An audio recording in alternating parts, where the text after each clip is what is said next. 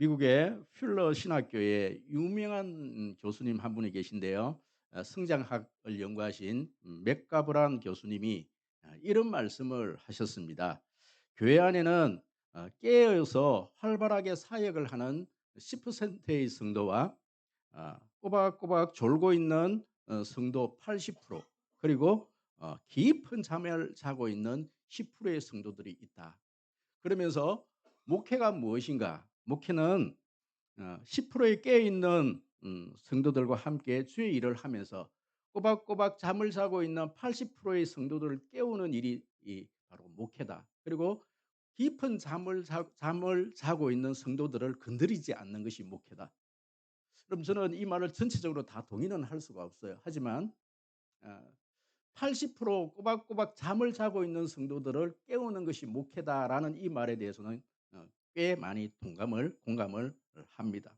사도행전 20장에 보시면 유두고라는 이 청년이, 이 사도 바울이 이 드로아에 갔을 때에 그렇게 설교가 좀 길어진 것 같습니다. 2층 옥상 2층 아마 2층에서 그렇게 설교를 한 것 같은데 난간에 이렇게 앉아서 걸터 앉아서 설교를 듣고 있습니다.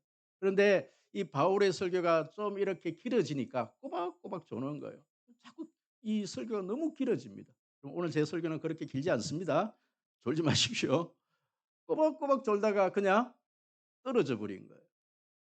여러분, 그래서 이 바울이 기도로 살리기는 했지만 이 유두구라는 이 청년은 세상 밖에 있는 것도 아니고 그렇다고 해서 교회에 쑥 들어온 것도 아닙니다. 그냥 설교가 길다는 이유만으로 꼬박꼬박 졸다가 뭐 이렇게 떨어진 것은 사실이지 않습니다. 그런데 맥가브란 이 교수님이 말씀하신 것처럼 교회 안에는 80%의 성도들이 꼬박꼬박 영적인 잠을 자고 있다. 저는 이 맥가브란 교수님의 이 말씀과 이 사도행전 20장에 나오는 이 유두고 이 말씀을 묵상하면서 정말 이 목회란 정말 그런 것이 아닌가. 정말 이 80%의 성도들이 지금 꼬박꼬박 졸고 있는데 영적인 잠을 자고 있는데 이들을 깨우는 것이 목회가 아닌가. 나름대로 저는 그런 고민을 해 봅니다. 저는 오늘 이 요한계시록 7교회 중에 마지막 교회인 라오디게아 교회에 대해서 살펴보는 시간입니다. 참 이렇게 7교회를 살펴보면서 참 많은 생각들을 하게 되고 많은 교회들을 보게 되었고 또 우리 교회의 어떤 모습을 우리가 보게 됩니다.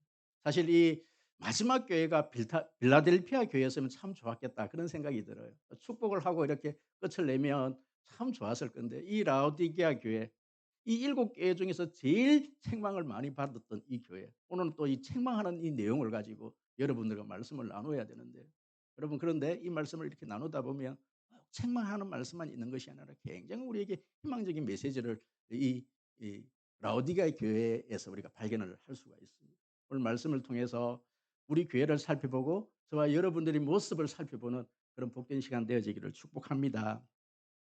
라오디게아 교회에 나타나 있는 우리 주님의 모습은 어떠한가? 우리 14절을 큰 소리로 한번 읽어볼까요? 다 같이 시작. 교회 사자에게 편지하라. 아멘이시오. 충성되고 참된 증인이시오. 하나님의 창조의 근본이신 이가 이르시되. 여러분, 여기 보시면 아멘이시오. 충성되고 정인이시라, 이런 뜻은, 아멘이라는 이 뜻은요, 진실되고 신실하신 분이십니다. 하나님은 진실하신 분입니다. 나의 구원자 되십니다. 이런 뜻입니다. 여기서 하나님은 창조의 근본이시다. 창조의 근은 하나님께서 우리를 창조하셨습니다. 우리를 만드셨습니다. 생사화복을 모든 것을 주관하시는 분이 하나님이시다. 이런 뜻입니다. 왜 라오디게아 교회에 주님의 모습이 이러한지에 대해서는 우리가 설교를 쭉 이렇게 들어보시면 알게 되실 것입니다. 그렇다면 이 라오디게아 교회의 배경은 어떠한가? 이 라오디게아 교회는요, 소아시아, 지금의 터키지요, 남서쪽에 위치한 도시입니다. 현재 에스키히사시라는, 맞아요? 우리 본토 발음으로 좀 하면 그런 동네가 있어요. 어. 실질적으로 지금 이 터키에 이 소아시아 터키의 이 라오디게아 교회가 있었던 그 지역이 있습니다. 1세기 당시에 이 라오디게아는 교통의 요충지요, 아주 상업의 중심지였습니다. 이 라오디게아 교회는 세 가지 어떤 산업이 굉장히 발달을 했는데 금융업이 발달을 했고 또 양모업과 의약업이 굉장히 발달한 도시입니다.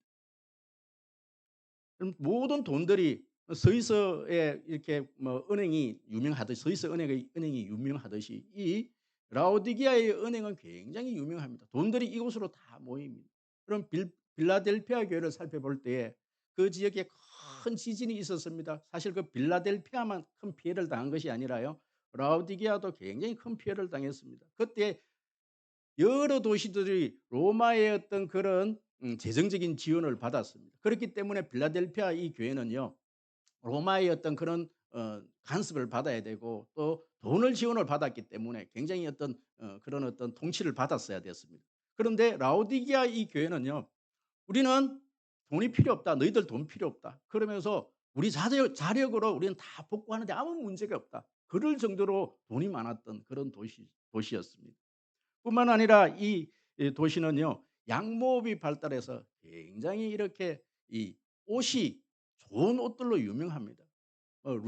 루이비통 이런 옷이 아마 여기서 안 나왔겠나 그런 생각이. 그러면 굉장히 옷이 좋은 고급 아주 양질의 옷들이 이 도시에서 그렇게 생산이 되어집니다. 그런데 또 뿐만 아니라 여기는 큰 의과대학이 있었어요. 굉장히 유명한 어떤 그런 약이 있는데 안약이 이 대학에서 그렇게 만들어지는 거예요. 그런데 이 도시는 딱 한 가지 좀 이 도시가 좀 이렇게 부족한 것이 있습니다. 이 용수가 생활 용수 물이 참 이렇게 부족한 거예요. 그래서 북쪽으로 7 킬로 지점에 히에라볼리라는 이 온천지대가 있는데 온천수를 끌어다가 또 동남쪽에 있는 차가운 물을 끌어다가서 그래서 섞어서 그래서 이 물을 사용하는. 근데 온천수가 처음에는 굉장히 뜨겁지 않습니까? 그래 7 킬로 이렇게 오다 보면은 이 온천수가 굉장히 미지근한 그런 물이 되는 거예요. 그럼에도 불구하고 이 물을 사용할 수밖에 없는 그런 어떤 도시였습니다. 참 이 도시는 라오디게아 교회는 이때까지 우리가 살펴보았던 6 교회와 달리 어떤 로마의 압제도 없었고 어떤 이단의 어떤 그런 유혹도 없었고 경제적인 어려움도 없었고 정말 어려움이 없었던 너무너무 살기 좋은 그런 도시였음에도 불구하고 이 라오디게아 교회는 오늘 보시면은 7 교회 중에서 책망만 있었 여러분 사실 책망만 받았던 교회가 2 교회가 있었지요. 4대 교회와 라오디게아 교회입니다. 근데 4대 교회 같은 경우는 남은 자 몇 사람이 있다. 요런 어떤 긍정적인 어떤 그런 어떤 평가가 있습니다. 그런데 이 라오디게아 교회는요. 그런 평가도 없는 그런 교회였습니다. 아주 책망만 있었던 그런 교회였지요. 이렇게 살기 좋은 돈도 많고 어떤 굉장히 이렇게 살기 좋은 그런 이 라오디게아가 왜 이렇게 하나님의 하나님으로부터 책망만 우리 주님으로부터 책망만 받았는가. 그래서 저는 오늘 이 라오디게아 교회의 책망과 권면을 살펴보고 또 라오디게아 교회에 주시는 이 약속을 살펴보기를 원합니다. 이 라오디게아 교회의 책망을 먼저 살펴보도록 하겠습니다. 15 절, 16절 우리 큰 소리로 한번 읽어 보도록 하겠습니다. 시작.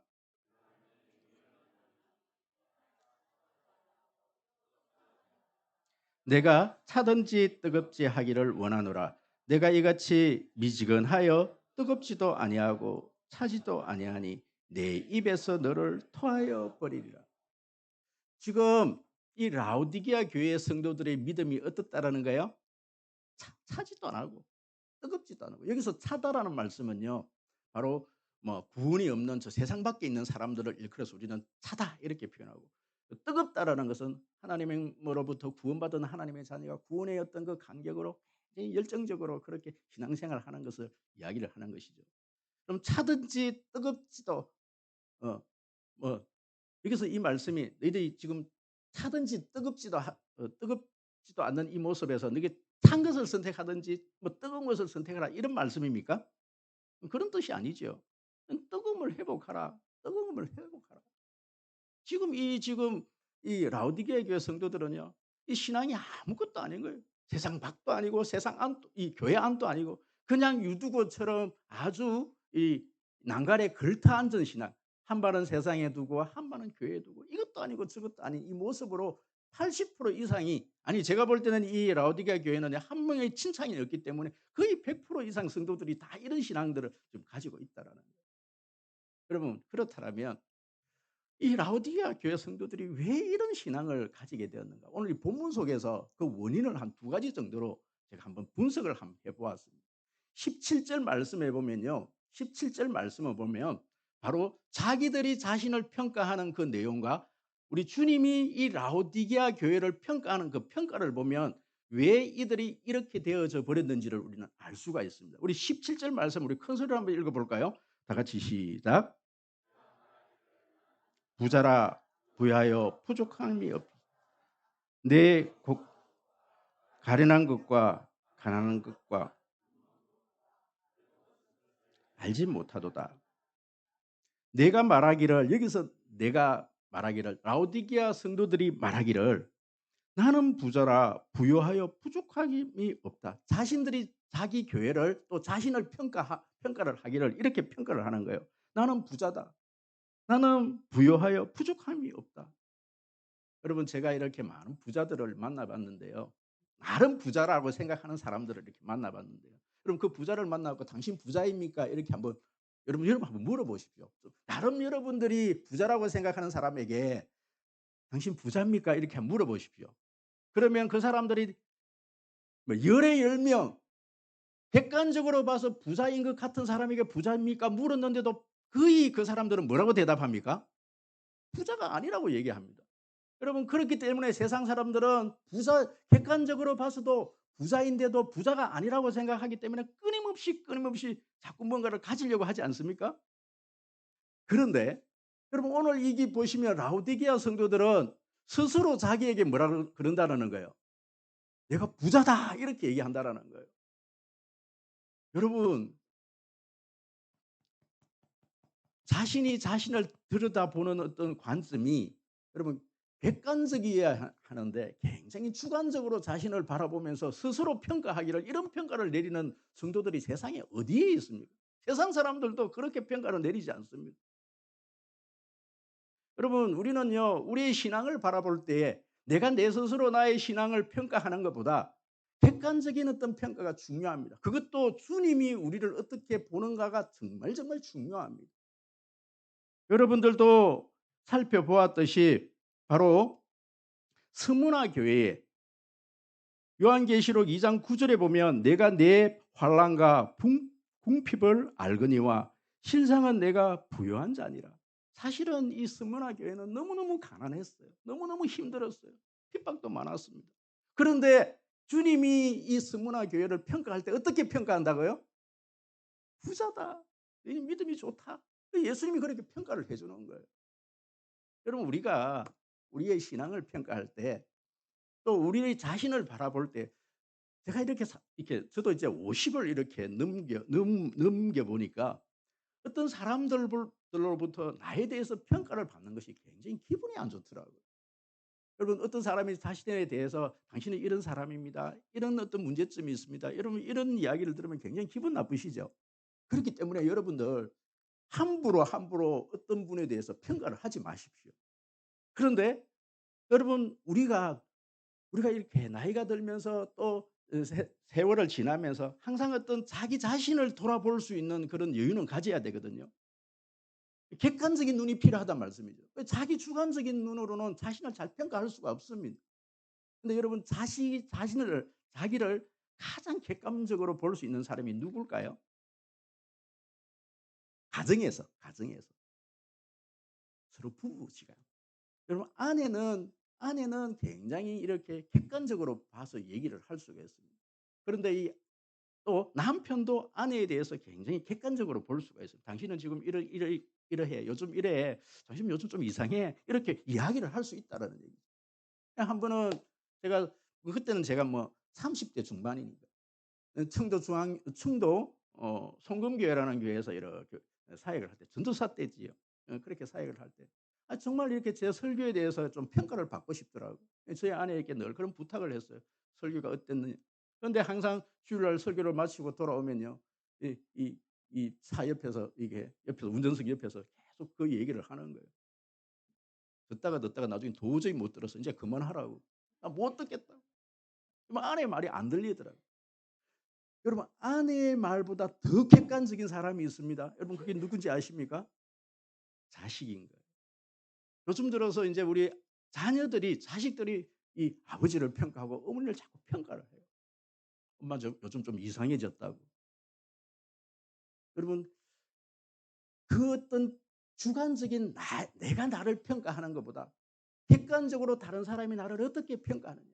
그럼 부모가 자식에 대해서 "너는 이러해 저렇게 이야기해." 그러면 가족의 말을 들을 수 없는 그런 상태가 되어지면요. 제3자 남은요 절대 그 얘기들을 하면 안 되는 것이지요. 그럼 가정에서 자녀들이 나에게 어떻게 평가하는가. 그럼 그것이 들리면요. 또 아내와 부인의 말이 아내나 부인이 똑같죠. 아내와 남편의 말이 여러분 그렇게 내 귀에 들리면요. 그것은 자신을 객관적으로 평가할 수 있는 거예요. 그럼 자기 자신만은 그렇게 자신을 평가해서는 안 된다. 더더욱이 오늘 이 라오디게아 성도들처럼 '야 내가 부자다. 내가 신앙 이 정도만 하면 됐지. 이 정도 하면 잘하고 있지.'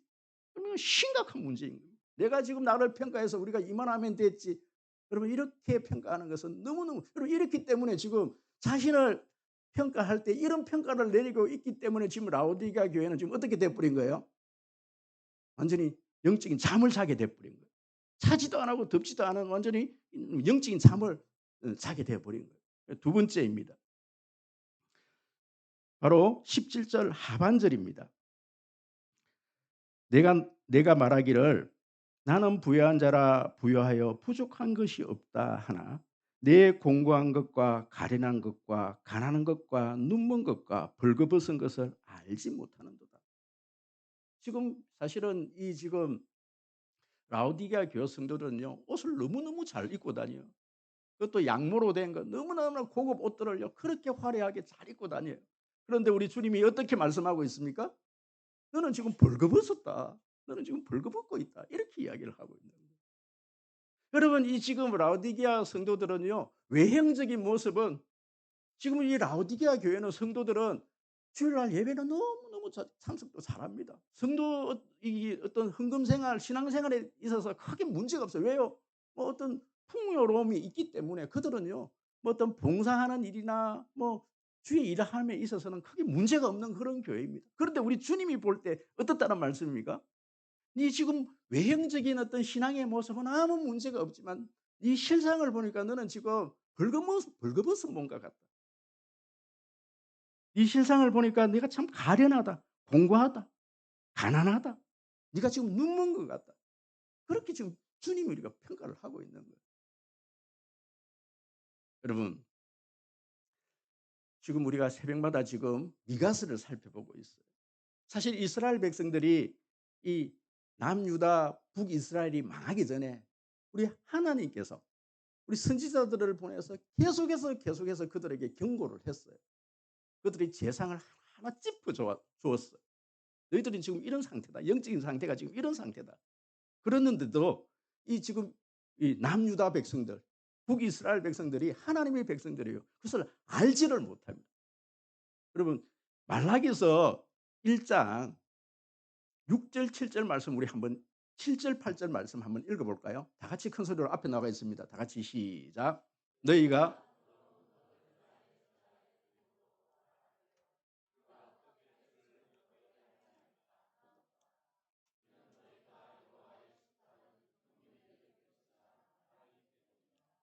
만군의 여호와가 너희가 눈먼 희생 제물을 바치는 것이 어찌 악하지 아니하며 저는 것 병든 것을 드리는 것이 어찌 악하지 아니하냐. 이제 총독에게 드려보라. 내가 너를 기뻐하겠으며 너를 받아 주시겠느냐.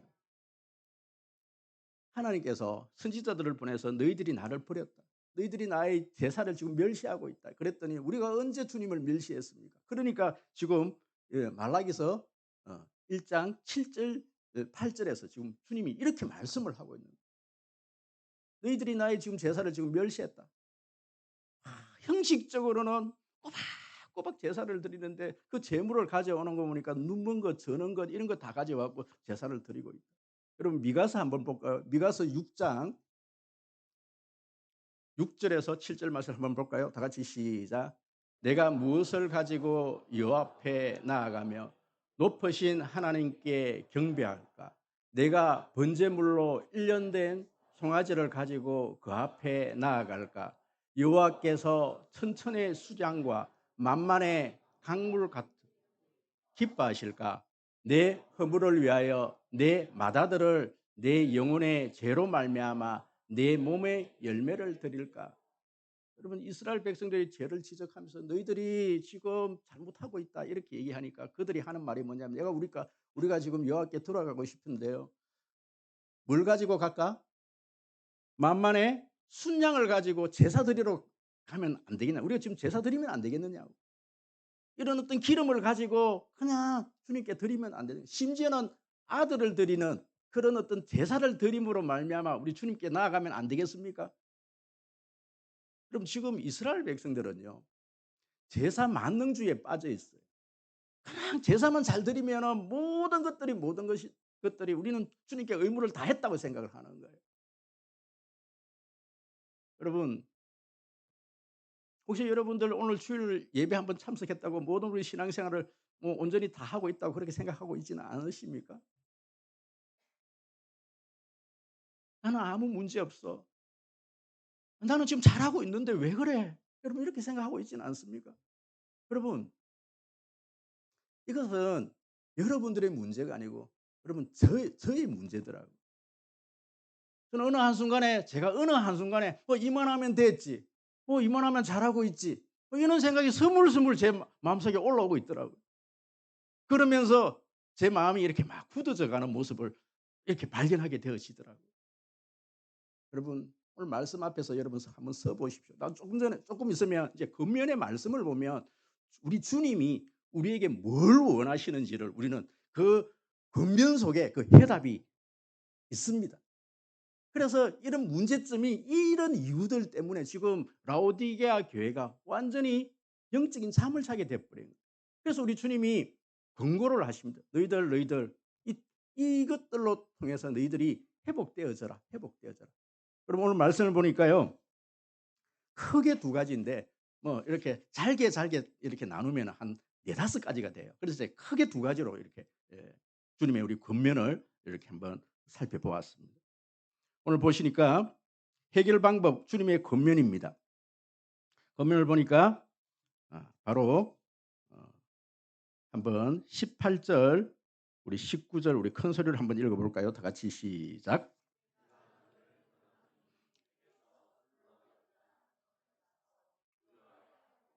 "흰옷을 사서 입어 벌거벗은 수치를 보이지 않게 하고 안약을 사서 눈에 발라 보게 하라.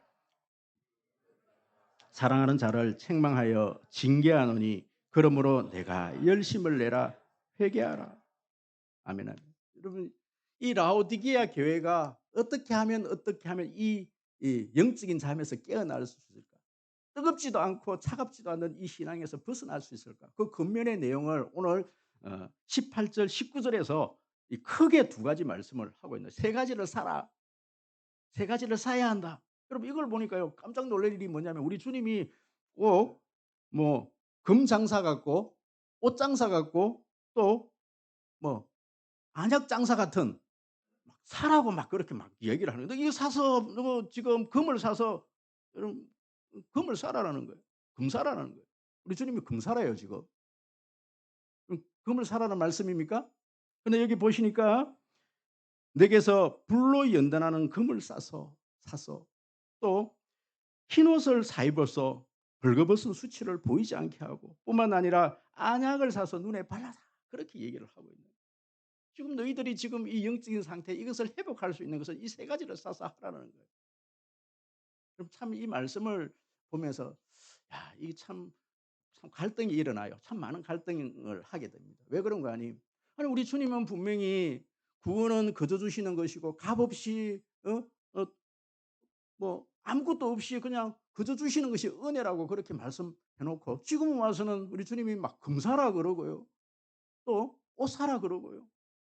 또 "안약 사라." 그러고 자꾸 사라고 그렇게 얘기를 한다. "값을 치르라."고 그렇게 얘기를 한단 말씀이죠. 그럼 이 뜻은 무슨 뜻이냐는 거예요. 여러분 보시면 그렇습니다.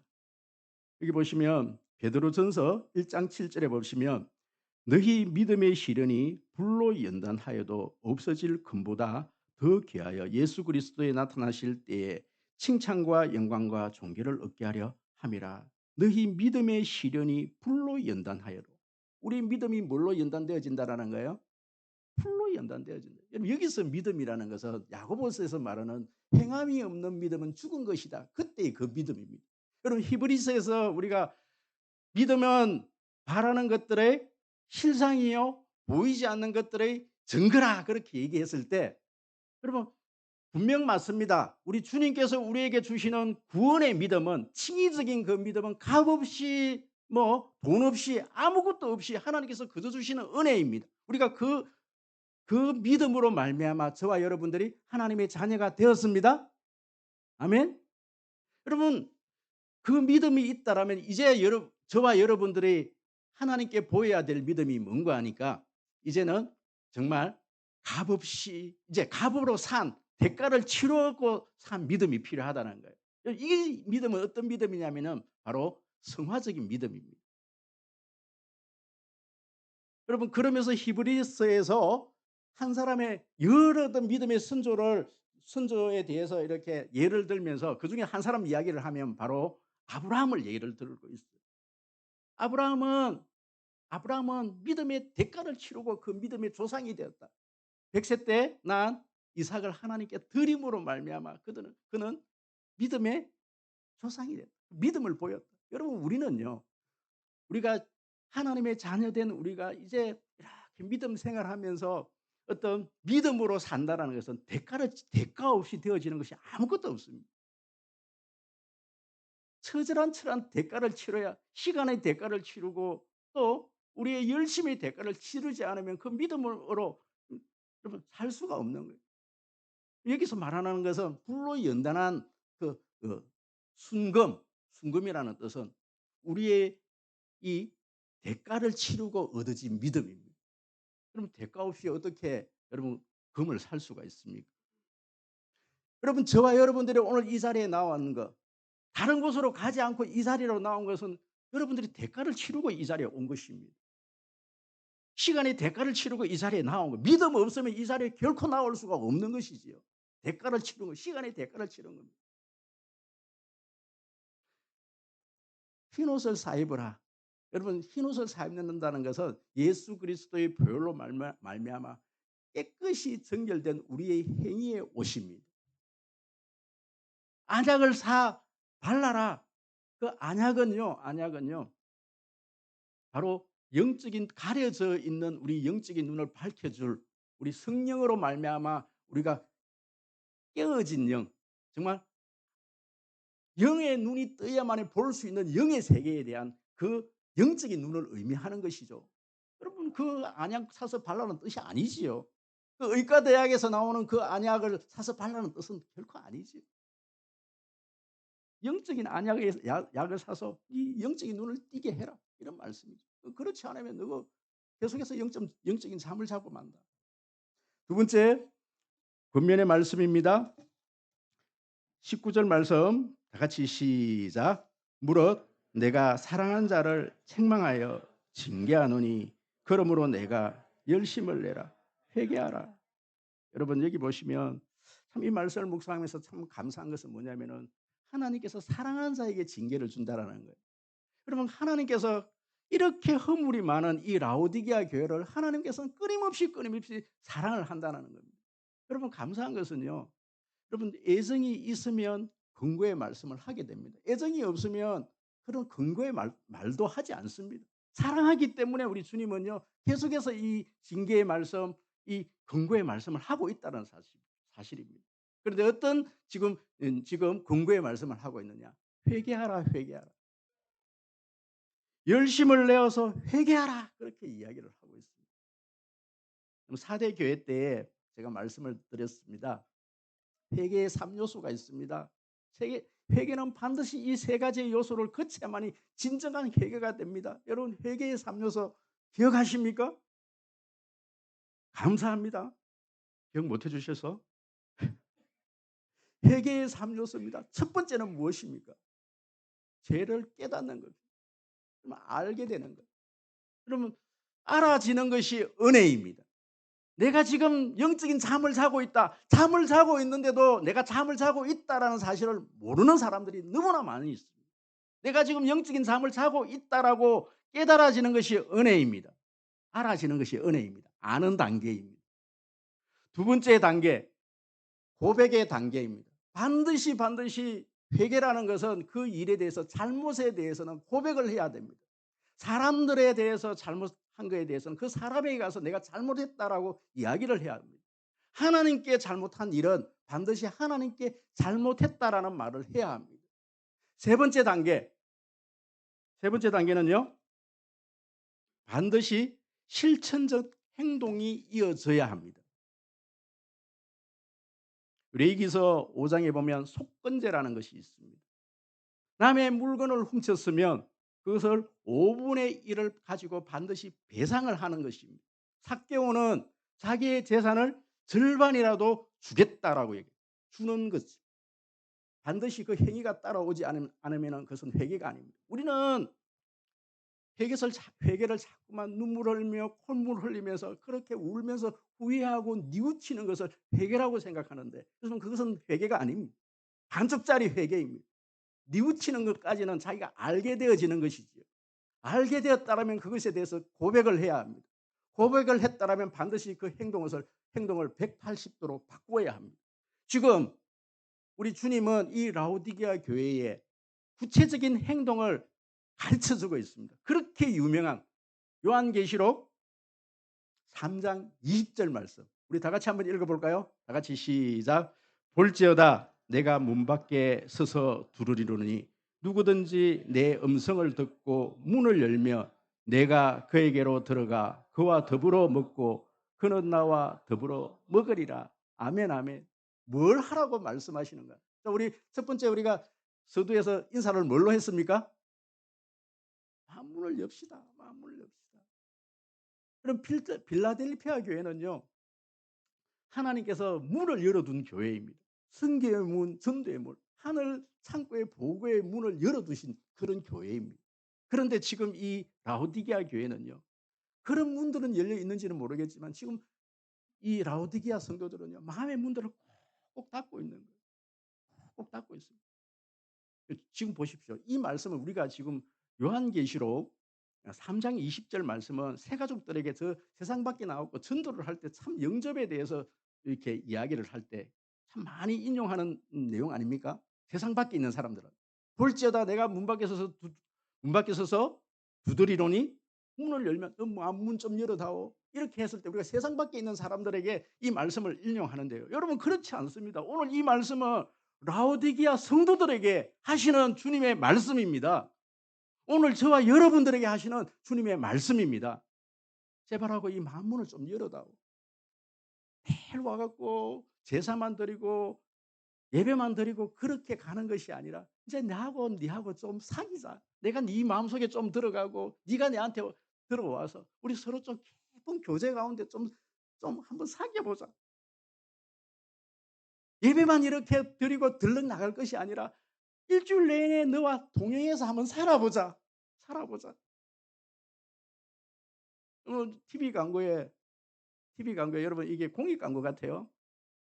어떤 분이 막 이렇게 프라이팬에 김치전을 막 이렇게 하다가 이렇게 김치전을 이렇게 붙이다가 이렇게 여성 하죠. 그죠? 이렇게 하고 탁 잘 돼야 되는데 이 김치전이 반쪽만 안쪽으로 걸리고 반쪽이 밖으로 떨어지더라고요.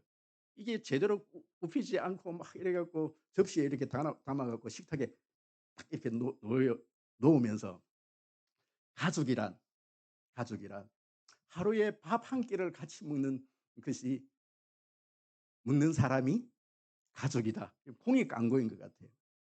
오늘 우리 현대인들이 밥 한 끼를 같이를 못 먹는 거예요. 여러분 가족이란 밥 한 끼를 같이 먹는 것이 가족이다. 여러분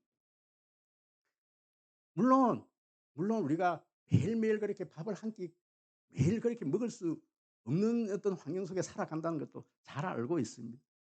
그러면 먼 타지에서 자녀들이 집에 오면 어머니는 그 자녀를 위해서 뭘 준비합니까? 아이가 군에 선생님 군에서 제대하면 제일 뭘 해 주고 싶어요? 불고기? 아이가 제일 잘 먹는 것을 이렇게 준비해 갖고 그 아이를 위해서 준비하지 않겠습니까? 따뜻한 밥 한 끼 같이 먹으려. 지금 우리 주님이 그걸 말씀하고 계신 거예요. 이렇게 형식적인 그런 것들이 아니라 그냥 "내하고 좀 사귀자. 내하고 같이 밥 한 끼 하자. 밥 한 끼 하자." 여러분 밥 한 끼 하십시오. 꼭 여러분 이렇게 누구와 친해지고 싶으면요. 밥을 같이 먹어야 합니다. 밥을 같이 먹어요. 그래서 우리 송년교회는 세 가족이 이렇게 수료를 하게 되면 꼭 저하고 이렇게 같이 밥 먹는 시간을 꼭 가집니다. 그 두 번 먹고 세 번 먹고 계속 밥을 먹는 거예요. 여러분 셀 이 모임에서 굉장히 제일 중요한 요소가 뭔지 아십니까? 사실은 밥 같이 먹는 거예요. 밥 같이 먹는 거예요. 이번 주중에 우리 1 청년부들 대학부 우리 청년들을 다 모아 갖고 밥을 한 끼 먹었습니다. 밥을 먹는데 제가 우리 대학생들 이렇게 먼 타지에 보내 놓고 딱 한 번 이때까지 그런 시간을 한 번도 안 가졌더라고요. 그래서 제가 밥을 같이 먹으면서 참 미안하다는 생각이 들어서 내가 그런 이야기를 했어요. "내가 다음에도 또 밥 사 줄게." 아이들이 밥을 한번 먹고 나니까요. 주일날 오늘 저를 보는 눈이 좀 다른 것 같아요. 그러면서 제가 우리 또 그 직장인 우리 청년들에게 부탁을 했습니다. "이제 너희들이 돈을 벌기 때문에 우리 이 대학생들을 이렇게 주일날 내려오면 밥 한 끼 좀 사 줘라. 우리 어른들도 우리 대학생들이 이렇게 내려오면요. 밥 한 끼 사 주십시오. 밥 한 끼." 먼 길 얼마나 힘들겠어요. 열심히 하라고. 내려와서 고맙다고. 그럼 밥 한 끼 하는 우리 주님이 지금 그걸 얘기를 하고 있는 거예요. 그럼 우리 주님은 물론, 물론 우리가 참 제가 여러분들에게 뭐 이렇게 좀 야단치고 그런 게 아니고 오늘 이 자리에 뭐 다른 데 안 가고 이 자리에 와준 게 얼마나 고마워요. 그죠? 참 감사합니다. 다른 데 안 가시고 일주일 날 이 황금 이 연휴 피크 다른 데 여행 안 가시고 이 자리에 예배드리는 건 너무 감사해요. 정말 고마워요. 맞습니다. 우리 주님은 참 귀하다 생각하셔요. 예배드리는 거. 예배가 필요 없다 이런 말이 아니에요. 필요 없다 이 말이 아니라 우리 주님은 예배보다 더 좋아하고 더 원하는 것은 뭐냐면 형식적인 그런 예배가 그런 어떤 한 번 만나고 끝나는 것이 아니라 지속적으로 너와 함께 하자.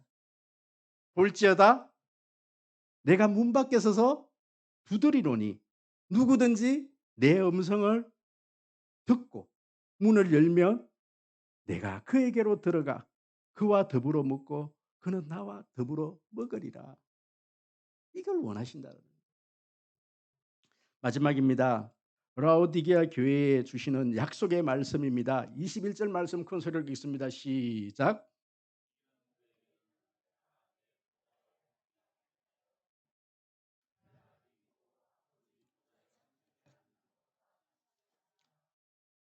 저는 참 이 라오디게아 교회에 주시는 우리 주님의 이 약속을 보면서 한 가지 느끼는 것은 뭐냐면은 이때까지 쭉 일곱 교회에 주님은 계속해서 이런 약속을 하셨어요. 어떤 교회는 생명의 나무의 열매 또 둘째의 사망의 해를 받지 않는다. 뿐만 아니라 내가 흰돌을 주겠다. 새벽별을 주겠다. 흰옷을 입혀 주겠다. 생명책에서 내가 지워 버리지 않겠다. 성전의 기둥이 되게 해 주겠다. 여러 가지 이런 약속들이 사실 이 약속들이 동일한 약속이거든요. 똑같은 약속이거든요. 하나님께서 하나님 나라의 그런 어떤 기둥으로 하나님께서 생명 멸류관으로 그런데 보십시오. 이렇게 흠이 많고 이렇게 문제가 많은 이 라오디게아 교회, 이 교회도요.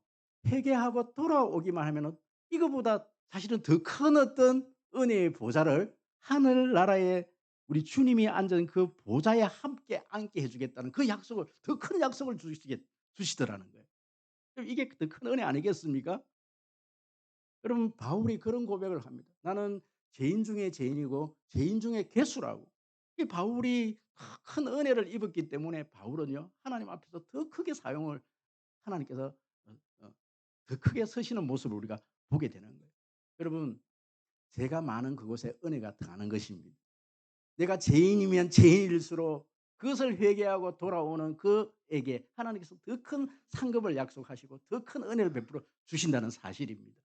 오늘 그것으로 큰 은혜가 받는 가운데서 여러분 우리 송년교회가 정말 잠에서 깨어나는 그런 교회 되어지기를 주의 이름으로 축복합니다.